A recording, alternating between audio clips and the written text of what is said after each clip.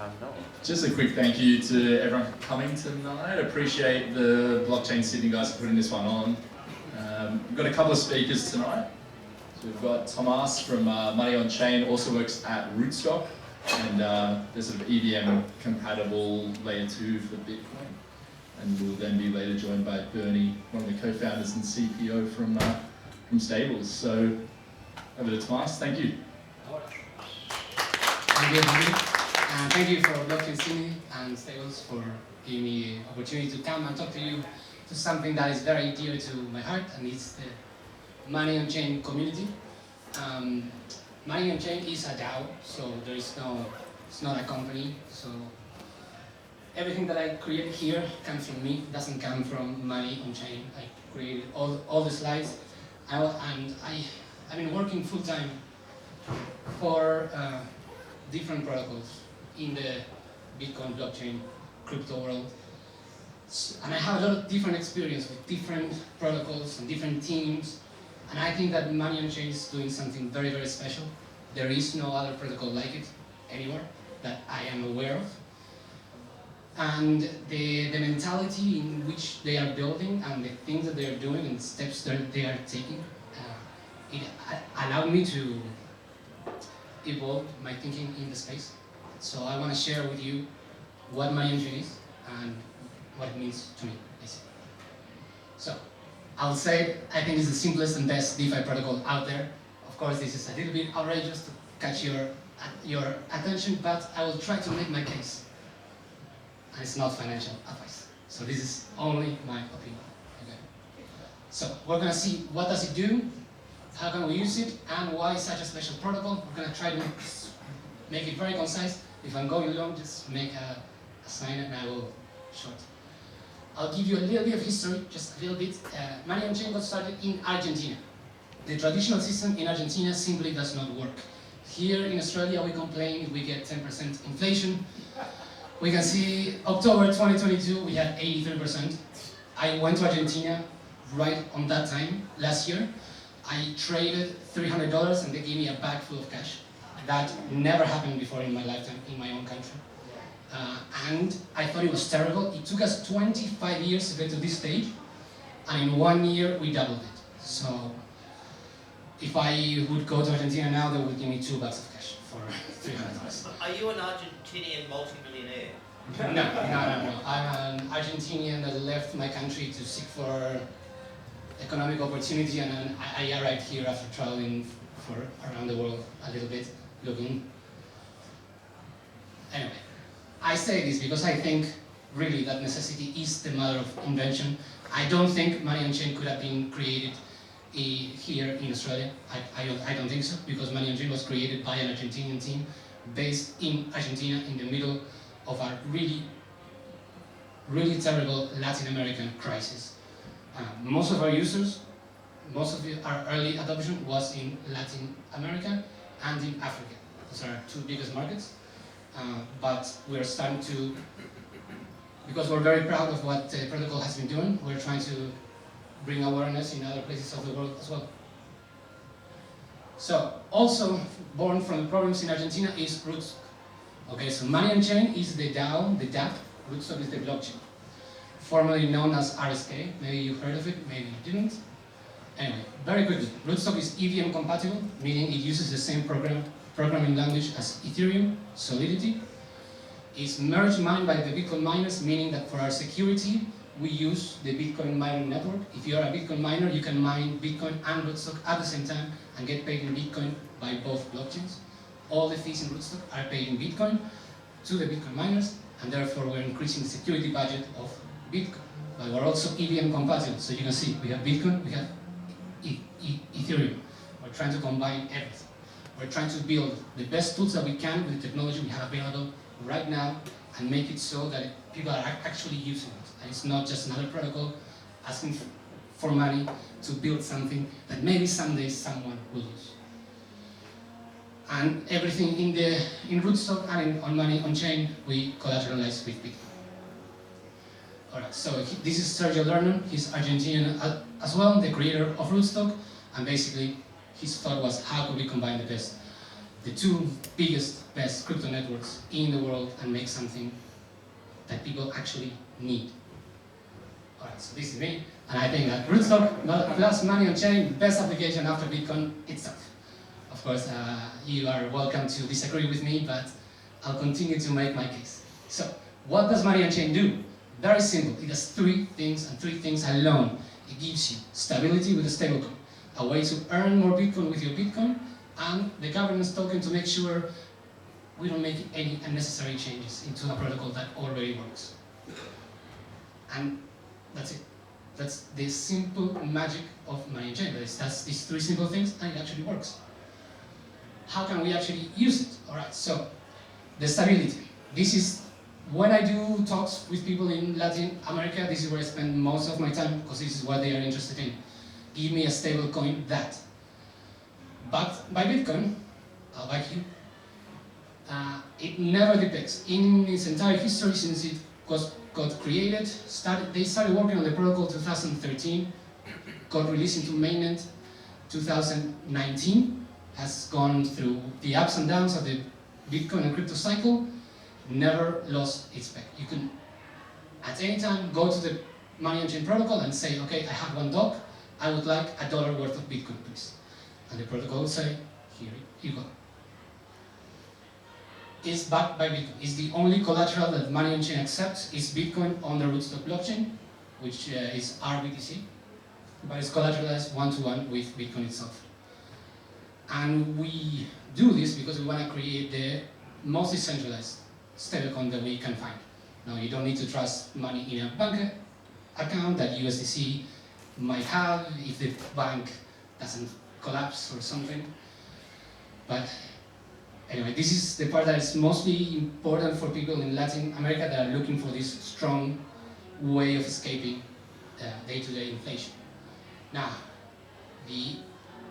of course, it's because the price of Bitcoin is very volatile, you need to have it constantly over-collateralized so that even when Bitcoin goes down by 80, 90%, the protocol will still be secured. Today, I checked the DApp before leaving, and for every stock in issuance today, remember we're still pretty down in the bear market, we have $20 worth of Bitcoin covering every dollar on chain minted. So that is huge over-collateralization that is hard to come by in DeFi. Now, BPRO. I think this might be something that might be more interesting for people that live in a stable economy that maybe don't need a stablecoin to escape day-to-day inflation. And BPRO is basically a way. I actually interviewed the founders of Money on Chain and I asked them about BPRO, and he told me he was trying to create his dream token. And he said, as a Bitcoiner, my dream token would be something that outperforms Bitcoin always and also earns. Like, of course, who wouldn't want that? But the way in which BPRO works is that it actually does that, because you earn, as soon as you get BPRO, what you are acquiring is a slightly leveraged Bitcoin. So I come from Argentina, I want stability, so I want a stablecoin. I want the one we saw earlier, DOC.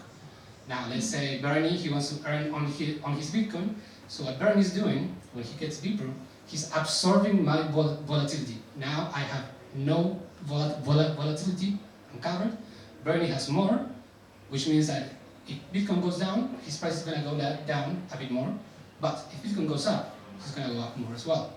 So if you think that Bitcoin is going to outperform the dollar, you think Money on Chain is a secure platform, and you think Rootstock is going to stand, then BPRO will outperform Bitcoin in those scenarios. Every time Bitcoin goes up, BPRO will go up higher.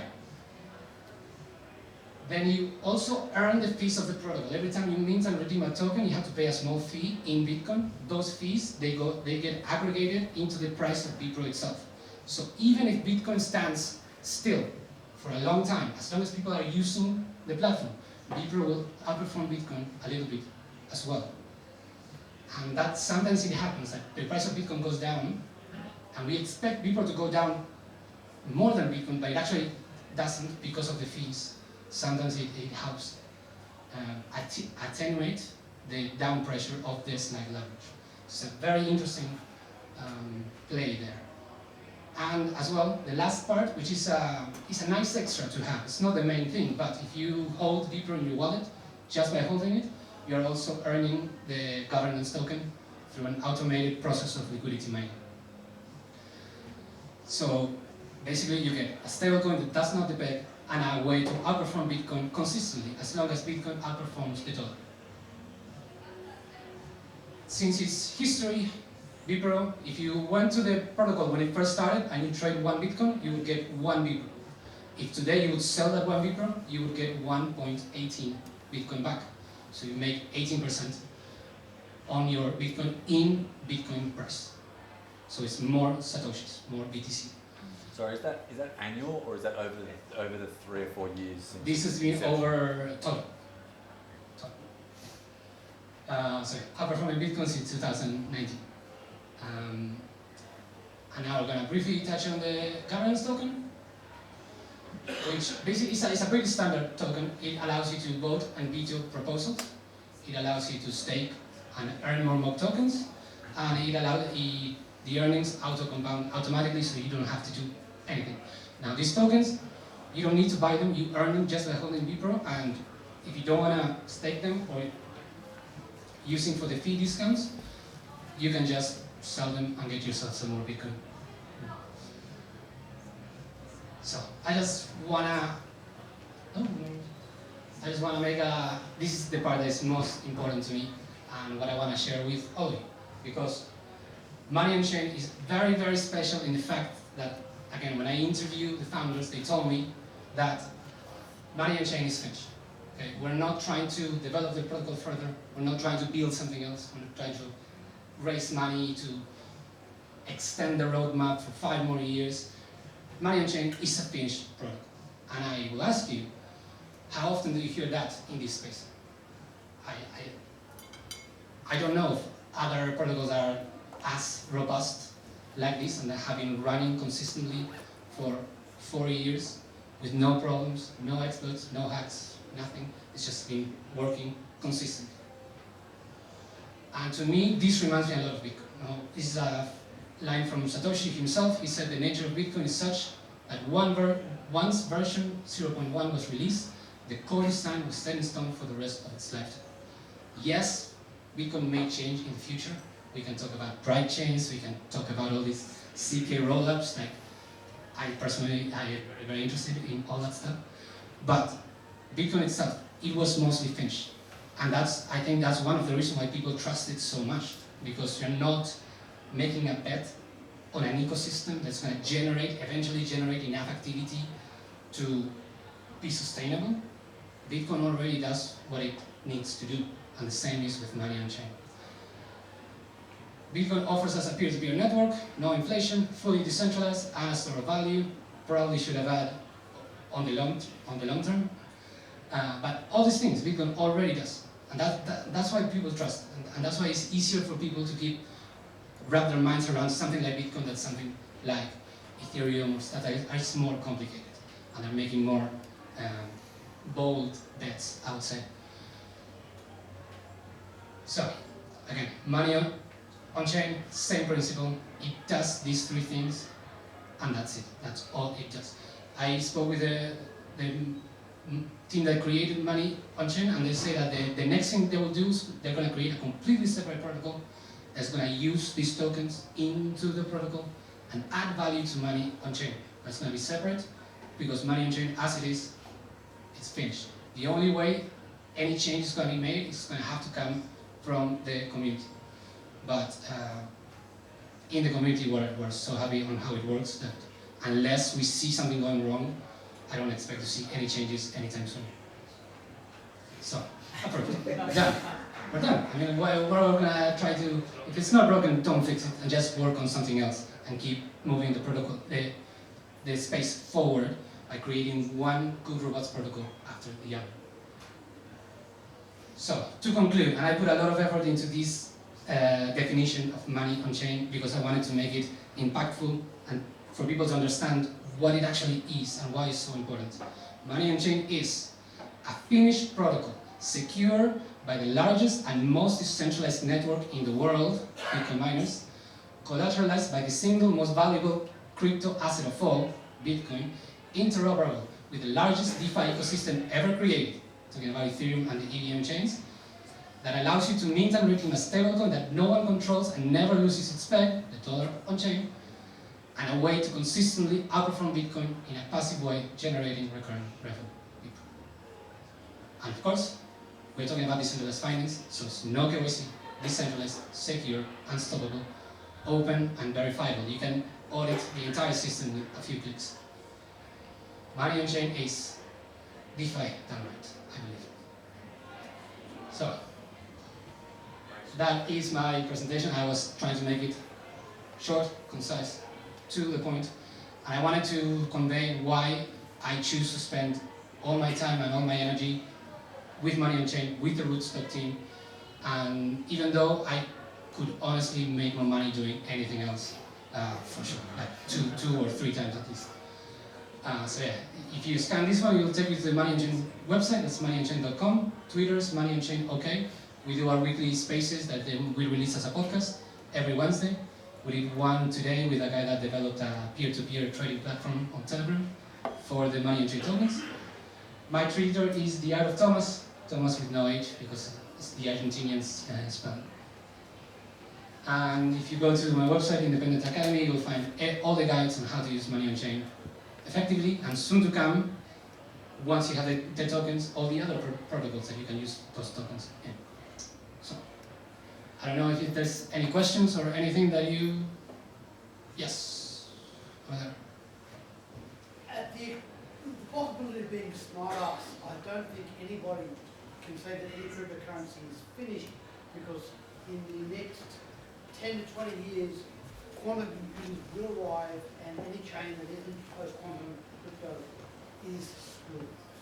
Yeah, and that's when the governance is going to be tested, and see if we can come up with a solution in time or not. But at the stage where something is working, if you continue to build it, there is a chance that if something is working, you have more opportunities of making it less effective than more. So we have to be very careful with that, because this is, like, our community is mostly working class people from Latin America, from Africa. So we need to make sure that the solution that we provide is actually something that's not going to explode in the faces. What are the, well, thank you so much for the presentation, and what are the challenges that you think you guys have ahead, and which places you think you could apply this technology right now to solve certain issues? Yeah, that's a very, very good question. Our major challenge is the fact that this is all community driven.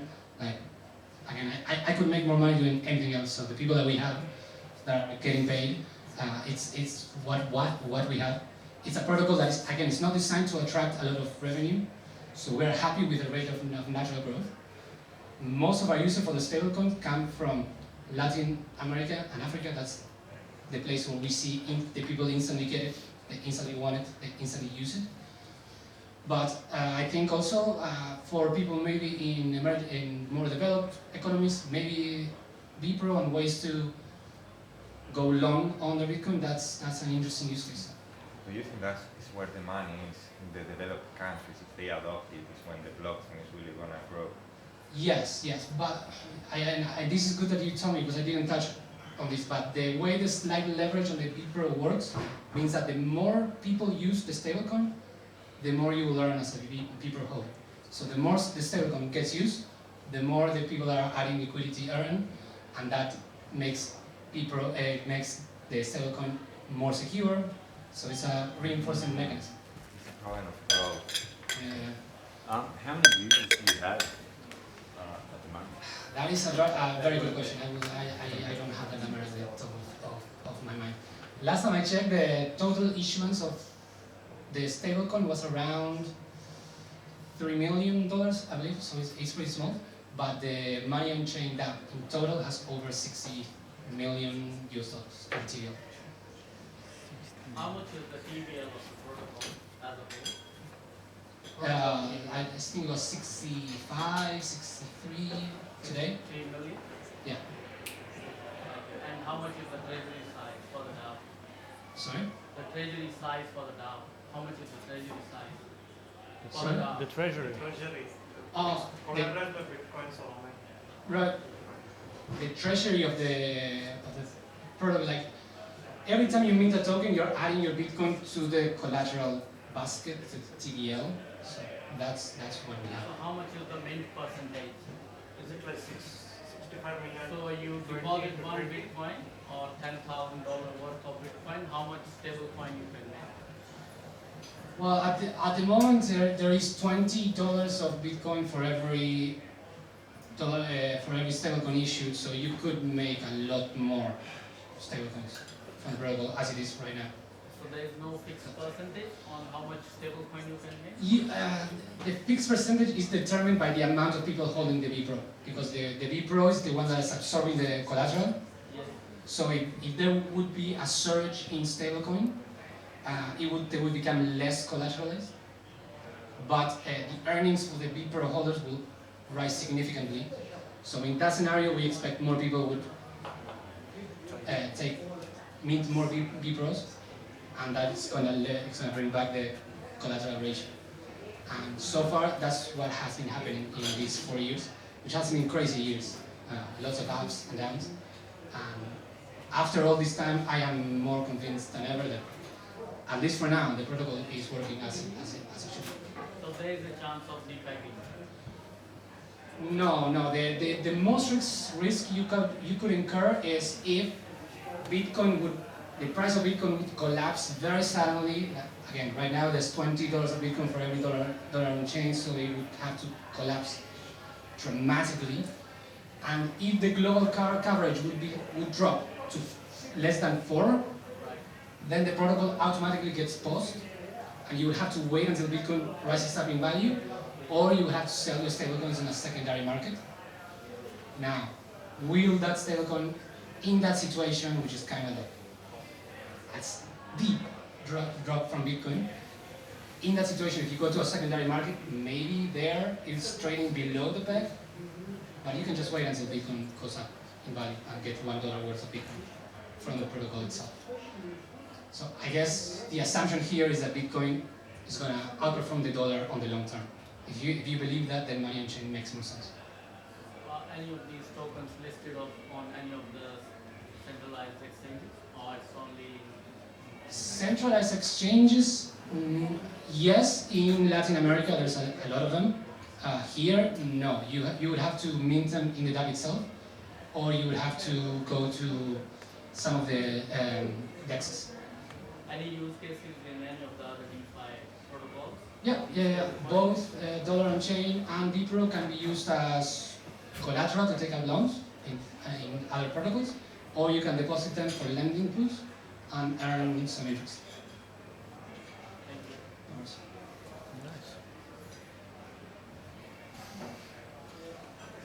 You get a dollar on chain, and then you have to exit to fiat. Sorry. When you get a dollar on chain, when the user would try to exit to fiat industry to buy things, what's the traditional route they take? They go to a DEX, convert it to USDT or DAI, and then exit. Like, what is that? What's the normal flow? Yeah, that's one way. It's a very popular way. People just trade this stablecoin for a different stablecoin and go to a centralized exchange. You can get USDT, you can get BUSD, DAI, a couple others. Or most of our people from Latin America, we have a peer-to-peer market community on Telegram and other apps, and that is a very popular way for people to get in and out. And again, in Latin America, we have a bunch of exchanges that actually list the stablecoin there, so it's easy. So obviously, like DAI has like larger user base, whatever. If someone says, "I'll buy DAI instead of this," how do you convince them? All right, so Rootstock has a different protocol that is not money on chain. That's called Bubblefish, and Bubblefish is an aggregator of stablecoins. And you can bring stablecoins from other ecosystems, and you can instantly exchange them for either other stablecoins or the native Rootstock stablecoins, being one of them, like dollar on chain. Why do you use Bubblefish instead of Uniswap? because Uniswap is not in Rootstock. Right. Yeah. So that means the AMM needs to be approved by Rootstock, or the other way around. The AMM on Bubblefish has to be approved by the Bubblefish community through a voting process. We have another decentralized exchange called Sovereign, but then you have to speak to the Sovereign community specifically. All right, I hope you enjoy this presentation. Thank you. We're going to just take a 5-minute break. So if anyone would like a drink from the bar, courtesy of Stevens, then go and grab one.